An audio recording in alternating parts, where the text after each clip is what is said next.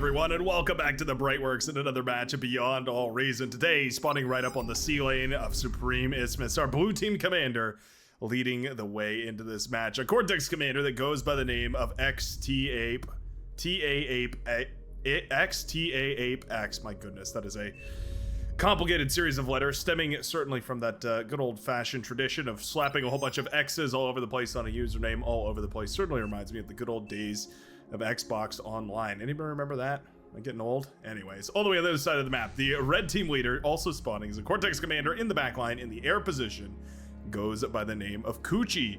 Coochie versus XT-Ape-X. Gonna be going up against each other today on the most well-known, well-loved, well, maybe not most well-loved, but well-known, certainly fair to say, maps of all time. Supreme Isthmus, the old Satan's Clutch remake.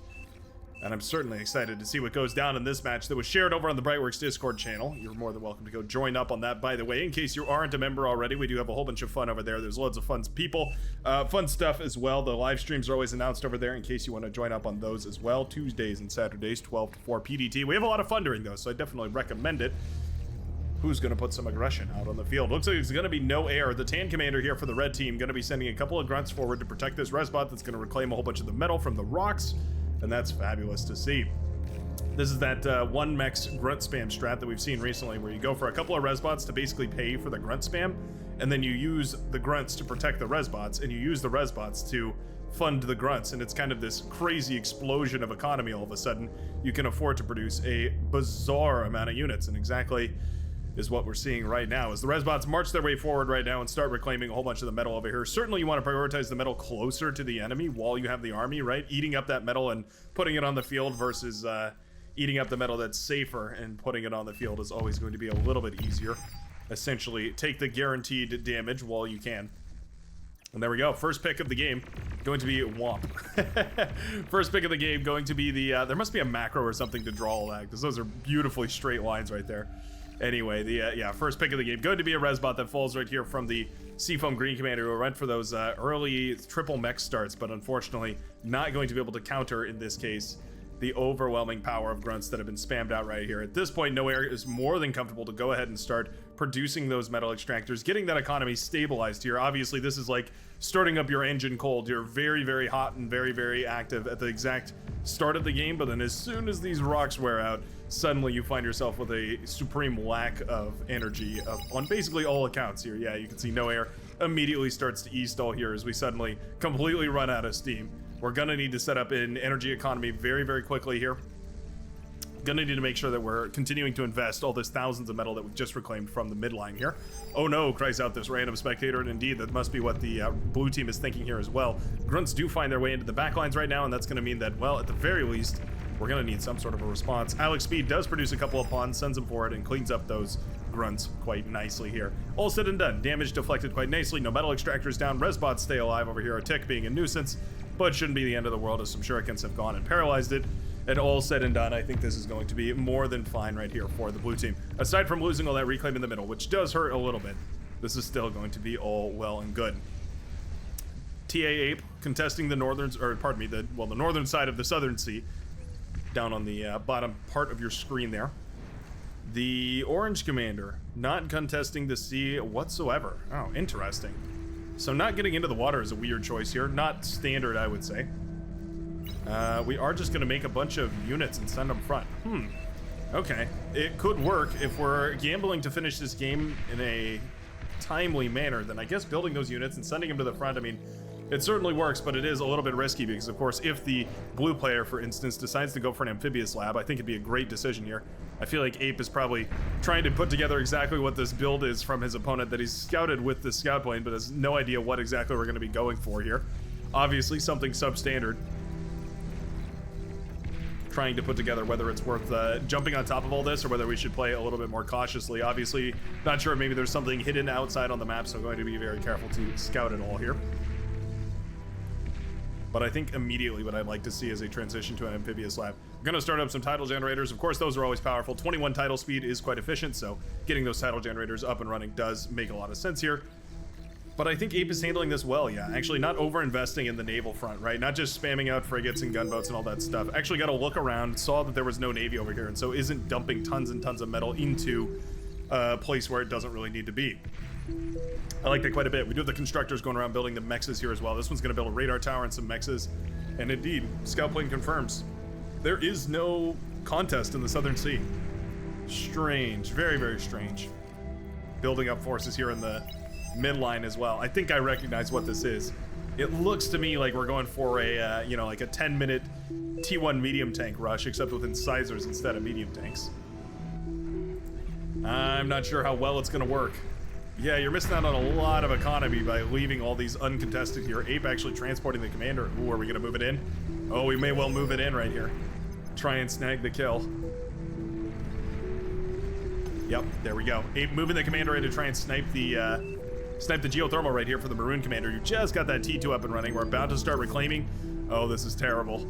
Oh no, right as soon as we start producing those beautiful, beautiful T2 units, a commander transports in and starts to destroy everything. Beautiful D-gun, takes down the T2 lab, the geothermal. Everything has gone to hell right now. Wonderful, wonderful play from the blue player. Reading that perfectly, realizing, hey, if there's no contest on C, more than likely it's safe to just go ahead and drop this commander, and that's exactly what TA Ape has managed to get away with right here. Highway robbery, you could call it. Kuji's commander transported up to the fronts right here. Oh, we're gonna self-D. We are. The hug of death has commenced. Karav's commander in a whole lot of trouble right here. Boom! Go the red and lavender commanders in synchrony right there as both of them die. Oh, Griko Bratko also flying in. Oh, well, okay. Didn't set down in time, so that's not gonna manage to kill too much over here. Scuffs up a lot of these commanders, but doesn't kill them. Now's the time to go. Everyone pulling their forces, my goodness. Well, all right, the tanks are rolling forwards, the shuriken pushing as well, the thugs and the aggravators and the rocketeers and everyone else and their mother all pushing the lines at exactly the same time. Juzz's commander in a little bit of trouble as the ticks jump on top of him. Yeah, that missed ticks to be devastating. Beautiful push right there. And another commander falls. Oh my goodness. The bodies of the commander litter the floor right here. Look at that. That's just beautiful. 1, 2, 3, 4, 5, 6 commanders lie in ruin right here, all in the same space. On the Supreme Isthmus. Whoops. A little bit of a jitter right there. Little pause and unpause. And there go the incisor into the front line, ready to blow it all up. So just a bunch of commander bombs. That was the plan at the end of the day, was just commander bomb everything to pieces. Meanwhile, Ephemera has transported over to this side, blowing up the base of MPR Ghost. Yeah, MPR Ghost. What does MPR stand for? I'm trying to remember. Oh, it's on the tip of my tongue. Anyway, MPR Ghost, the hot pink commander, loses their base, but eventually that green commander does go down over here, and MPR Ghost does stay standing, so we're going to be able to rebuild over there. Lacopa also hanging on by a thread. But the incisor, you know what? I was a little critical of the incisor. I wasn't sure if they were going to be worth their investment, but here they are, now in the backline and blasting apart whatever they can. Lightning tanks, I mean, pretty good. Pretty much the right decision to go for against these incisors. But there's just so many of them, and it's so much metal that's on the other side of the field now.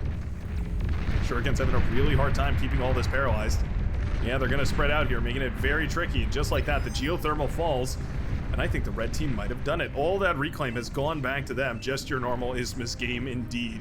All that reclaim going back to the red team here means, of course, we can fund the reclamation of a whole bunch of these bases. Now, TA Ape has actually set up a little facility over here. We never actually cleared this commander out. We just kind of assumed that he would go away, but now he's got a little facility. Gonna claim the metal extractors. I feel like we need a lab here, sir.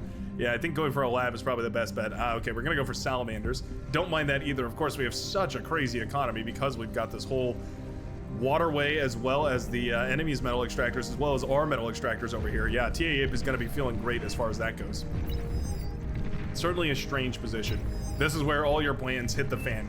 This is the moment in any game where you have to start thinking creatively. You can't just go with your stock standard, you know, regular play. No. This is where you have to start getting creative, and I'd like to see exactly what some commanders can come up with as solutions to this. This is going to be a big problem for the red team to solve. We need to figure out how to get rid of TA Ape. It could be T2 units, certainly. Sending over a couple of T2 units could save the day. We actually don't have T2. You know what? With all that metal that we reclaimed from the front right there, we still don't have any T2.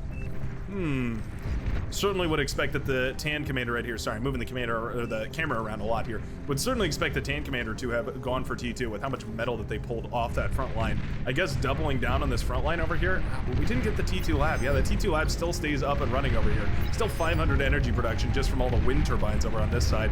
And you know what? I think that T2 still being up and running is going to be a bit of a problem. It means that Mauser are up. It means that lightning tanks are up. Those are going to be really, really useful for fending off this crazy T1 surge that's again coming across the map here. This is quite nice. Yeah, wind turbine's in a lot of trouble. There we go. Ticks blasting them apart, using the chain reaction damage to seal the deal. And those ticks are going to shut down a huge proponent of the purple player's economy right here. Going in to finish the mission over here. There's no more static defense over on this side, so these ticks are uncontested. We have gunships up in the air, but that's not going to be nearly enough, at least not quickly enough. All right. All right. Are we done? Are we done, Coochie? Sometimes I just like to let players tell them themselves. Sometimes that's the most effective thing you can do. You can just let someone tell them themselves. You can see the wave of red fanning out right there. Ticks will jump on top of all this. They find the commander right here. Not nearly enough of them. There's enough Salamander support that commander will stay up and online right now. We are building enough ticks that we could probably blast all this apart. Yeah, TA Abe knows it and starts to move away right here. But we do have to be very careful. Again, we never really formally addressed all this, and with those Salamanders streaming out of the seas here, it's definitely going to be tricky to shuttle this down. Salamander's resistant to EMP, so that's not a very effective option. They're fairly tanky, so ticks have a hard time with them, and their little heat ray beam tends to kill quite a lot of them. Yeah, this is an excellent little push right here. The red commander doing his very best. Pardon me, the blue commander. Getting my colors mixed up. The red, I'm still thinking about the red commander because the base is about to get obliterated. Here we go. Heavy laser tower's been thrown up here as well. Gonna try and blast down some of those tanks, but they will manage to kill it. Yeah, lightning turret's coming up as well, but it'll fall just like its brethren. TA Ape is finding himself in a little bit of a corner here. Yeah, Tick's causing some trouble, getting underfoot for that commander, and it will mean that it eventually goes down, but at this point, the commander is not really the main threat. Yeah, those Salamanders in the backline here, being a tremendous nuisance. I think I'd like to see pawns more than anything. Yeah, I think getting pawns up and running and just spamming those out instead might be more effective than the ticks. Obviously doesn't allow you to maneuver around the map nearly as quickly, but I think the damage trade-off would be well worth it. What a complicated game. Meanwhile, on the other side of the map, by the way, we do have more and more units pushing through right here. We have light anti-air firing away. Sure, love to see it. Gonna start tearing away some of that air wall as well, shooting down those fighters, which is always valuable. Picking apart that air wall does open up a lot of opportunities for your team to push in. This base has been essentially ruined here as well. I'd love to see some res bots moving in that direction. No air definitely had some. Yeah, there they are. Res bots available right now to clean up the, wow, thousands and thousands of metal. Certainly would like to see this base being eaten up over here, but right now the tank commander is more than happy to take this kill. Suddenly the lavender commander, the purple commander, everybody is falling as the grunts get into the backline. Those trashers keeping everybody safe from shuriken harassment. And I couldn't tell you who's on top. Both teams in shambles at this point. The blue team definitely with an economic advantage, largely in part to these oceans right here, which went uncontested, which meant that, of course, we have a tremendous amount of metal extractors that have been claimed right here. Also, the T2 metal extractors have been upgraded as well, the blue commander having all of their T2, and a bunch of T2 in the backline, unlike the red team, which was a little bit slower to get their T2, of course, because of that D-gun over here on the maroon commander's side. Losing that lab was definitely expensive. Several thousand metal gone in an instant, evaporated into the air. The last of the Mauser fire support. If we can shut down those Mauser, I think this T1 army can do it. Light anti-air bots shooting down the gunships quite nicely. No air, in a little bit of trouble. Gotta dodge. Oh no. The Dan commander goes down to just a couple of Cutlass, those Gauss cannons, seaplane gunships. Brutal against the commander's HP bar, and there we go. Shutting down the commander and virtually any semblance of any kind of push, and the T2 Hounds are here to save the day. Loads of medium tanks right now for the brown commander. Actually, more than enough medium tanks, I would say, to probably push into this. Sienska in a little bit of trouble here, although those were some killer D-guns. Yeah, carving apart tons and tons of those incisors. Actually looking pretty much fine. Yeah, manages to kill all the incisors and get away with their life. Needs to back off right now, I agree. Don't die is the name of the game. And if we can manage to save that commander, back it off the front line and push in with this army, I think this left-hand side is exposed. Obviously easier to see that from our perspective than from in the game. There we go. Finally, the T2 is being passed around all over the place here. Gonna start upgrading a lot of this T2 facilities, especially those metal extractors, of course. But another big wave of Salamanders is ready to head on over. Crawling their way out of the water. Alligator-like, but not quite. Here they go. Ready to head back towards the maroon facility. Poor Dark Fury, who's been in quite a few fights at this point. Had their base obliterated once and maybe twice now. Geothermal in a little bit of trouble. There we go. Final Salamander will blow that geothermal up, sending once more Dark Fury back to the Stone Age. Salamander's continuing to sweep across the space, and we need some T2 units desperately. We need Fiends on the line. We need some sort of defensive force. We were setting up some of those coastal torpedo launchers, which are always really cool to see, but unfortunately, they never did come up to pass. Scorpion turrets, Fiends, Sumos, anything to deal with these oncoming Salamander heat ray medium tanks. Are they medium tanks? They are medium tanks, yeah. They feel ever so slightly stronger than medium tanks. Maw cries out the red commander. He's not talking about Maw and Paw, he's talking about the Dragon's Maw, the pop-up flamethrower turret. Also an excellent option, very high damage, very good idea. Any sort of static defense might have helped out right there. But once again, the Salamanders managed to do tremendous work. Yeah, very, very nicely done. Love that transition right there from the blue commander, utilizing the right resources in the right place and at the right time, and, well, managing tremendous effect out of it. Salamanders do have a hard time shooting over the wrecks of corpses here. You can see some of the tanks that they're driving past, causing issues for them. Here we go, though. Ready to push into the back line. We have welders already in position, though.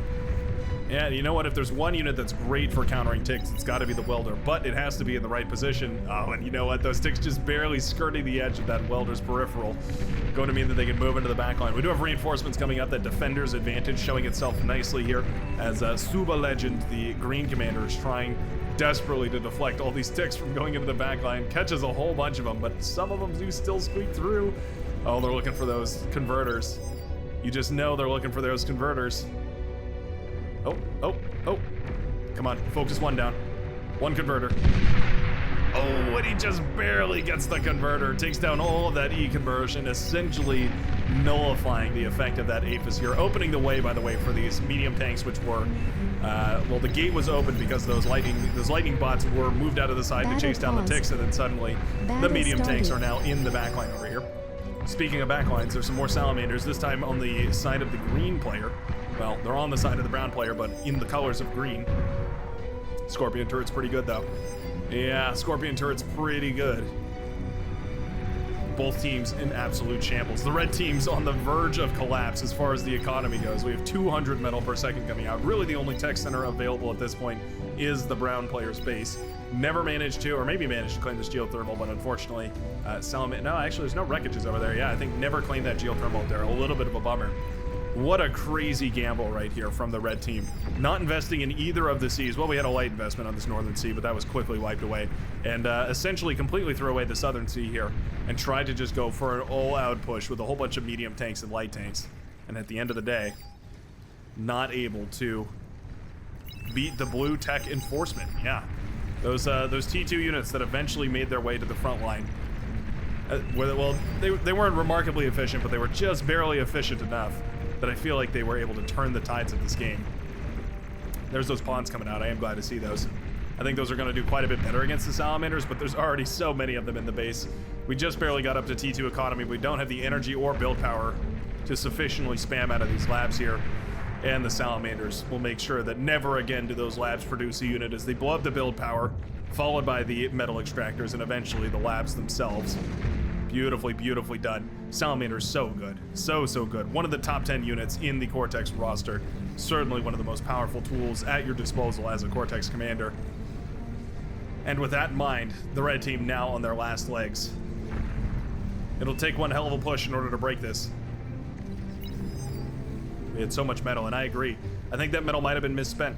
I think a lot of the metal that was pulled from the front line from all those dozens of commander wreckages, the 1, 2, 3, 4, 5, 6, half dozen commander wreckages on the front line, all of it ended up going into T1 units. That's true. Only orange made tanks as well. I will say, I think that's correct. I think only the orange commander was the one actually making tanks, which was pretty funny. Everybody else tried their best, but only orange actually had any incisors to put out on the field. Medium tanks tend to work a lot better because, of course, how much more durable they are, but indeed, the red team crumbles under the weight of the blue counterattack right there. Big old bombing run was coming in as well. Gunships pushing forward. and that economic advantage does show itself. I love the play right here from the red team. I like the idea, but unfortunately the execution was just a little bit too far off from effective.